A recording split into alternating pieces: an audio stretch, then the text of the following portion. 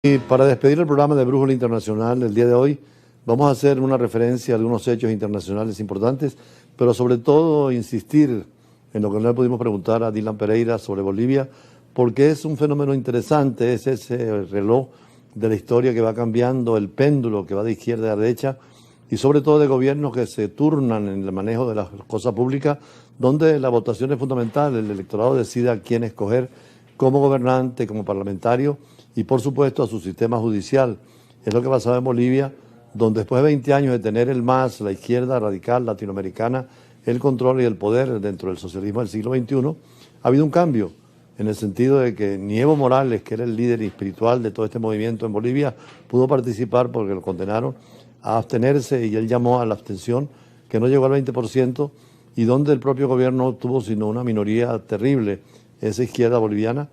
Permite ahora que el próximo presidente sea un hombre, afortunadamente no de la extrema derecha, que tuvo su candidato, sino de lo que llaman la democracia cristiana, que es un movimiento que se inspira en el pensamiento precisamente de León XIII, cuando publicó la encíclica Rerum Novarum, y muchos partidos se crearon demócratas cristianos en el mundo, entre ellos Alemania, con la señora Merkel, representa eso, o en Francia, con el movimiento republicano, y en el caso de Venezuela o Chile o Bolivia y en otros países la democracia cristiana. Es una oportunidad nueva para demostrar que se puede hacer sin caer en el comunismo, en el socialismo, ni en el capitalismo, ni en el liberalismo, fórmulas mixtas como las que presenta el nuevo presidente de Bolivia. Así que con esto, con el choque de las imágenes, la fuerza de las palabras y nuestros análisis con esta en profundidad, los invitamos para mañana a la misma hora, siempre en el campo del derecho y las relaciones internacionales. Buenas tardes.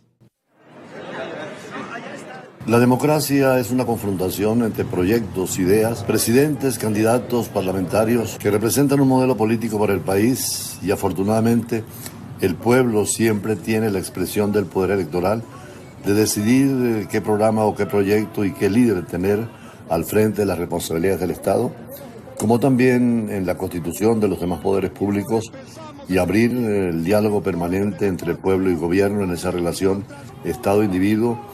donde la comunidad es fundamental, pero la persona también, donde la justicia es un elemento esencial, pero la libertad,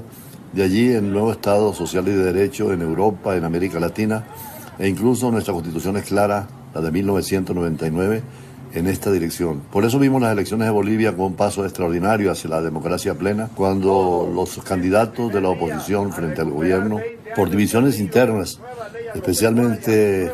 frente al hegemónico movimiento Socialismo Más, se derrumbó y su líder máximo, Evo Morales, incluso dividiendo el partido, se separó de quien era el presidente en este momento. Estas elecciones del 17 de agosto ponen fin a casi 20 años de hegemonía del MAS. Crisis económica, divisiones internas y polarización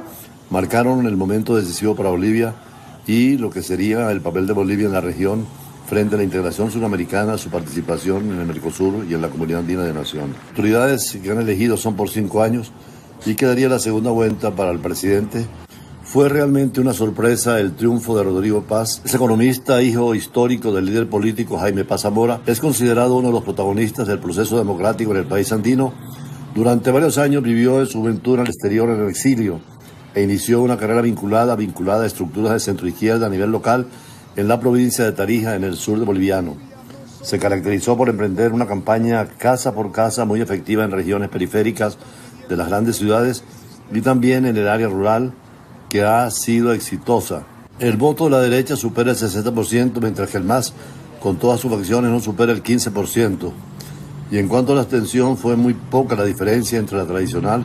y el llamado a los votos nulos que hizo Evo Morales. Como Europa, América Latina se ha acostumbrado a los procesos electorales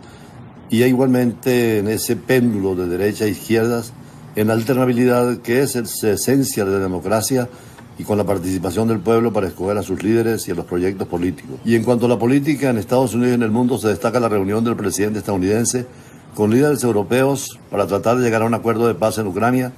y se ha informado sobre la batalla de Trump contra el voto por correo y las máquinas de votación. En el Líbano sigue la inestabilidad de una profunda crisis política y económica, siempre con la intervención extranjera, tanto de Irán con el Hezbollah